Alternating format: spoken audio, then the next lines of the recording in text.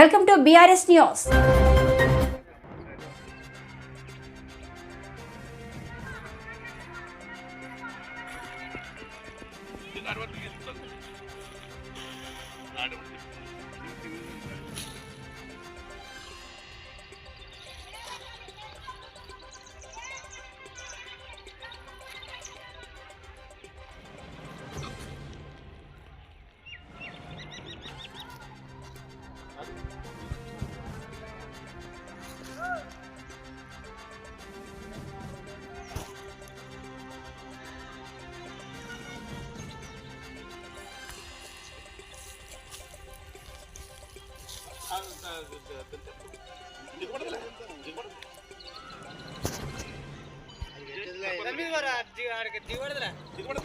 ఈరోజు భారత communist party CPI ఆధ్వర్యంలో లోతట్టు ప్రాంతాలని పరిశీలించడం జరిగింది.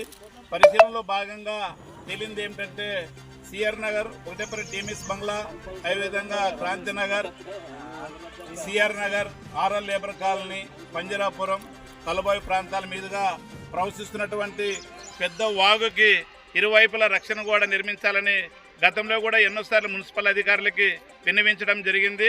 అయితే అధికారులు ఎన్నిసార్లు చెప్పినా నిమ్మకు నీరెత్తినట్లుగా వ్యవహరిస్తూ ఉన్నారు. ఇదిగే ఇలాంటి పనుల నిర్లక్ష్యంతో విజయవాడ కూడా వరదలతో అల్లకొల్లం అవుతూ ఉంది. ఆదోని ప్రాంతం కూడా ఆ విధంగా అల్లకొల్లం కాకుండా ఉండాలంటే, ఇలాంటి లోతట్టు ప్రాంతాలు జలమయం కాకుండా ఉండాలంటే తక్షణమే అధికారులు స్పందించి లోతట్టు ప్రాంతానికి ప్రహార గోడ నిర్మిస్తే బాగుంటుందని తెలియజేస్తూ ఉన్నాము. ఈ విషయాన్ని కూడా స్థానిక ఎమ్మెల్యే గారి దృష్టికి అది తీసుకొని పోయి తక్షణమే దీనికి చొరవ తీసుకుంటారని చేస్తూ ఉన్నాం. ఎస్ సుదర్శన్, సిపిఐ పట్టణ కార్యదర్శి, ఆదోని.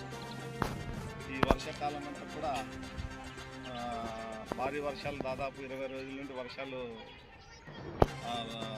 కంటిన్యూగా వస్తున్నాయి. కాబట్టి మన కొత్త బస్టాండ్ జైంద్ కానింటి ఆ ప్రాంతం నుండి ప్రారంభమయ్యే వంక నీళ్లు విపరీతంగా వచ్చి ఈ ప్రాంతంలో ఉన్నటువంటి క్రాంతి నగర్ గడ్డపైన అయితేనేమి, సిఆర్ నగర్ అయితేనేమి, శ్రీరామ్ నగర్ అయితేనేమి, ఆర్ఆర్ కాలనీ అయితేనేమి, ఇవన్నీ కూడా నీటి ప్రభావం నీళ్లు ఇళ్ళ వరకు వచ్చే ప్రమాదం ఉంది. కాబట్టి గతంలో ఈ వంక ప్రారంగోడ సగం కట్టి సగం వదిలేశారు.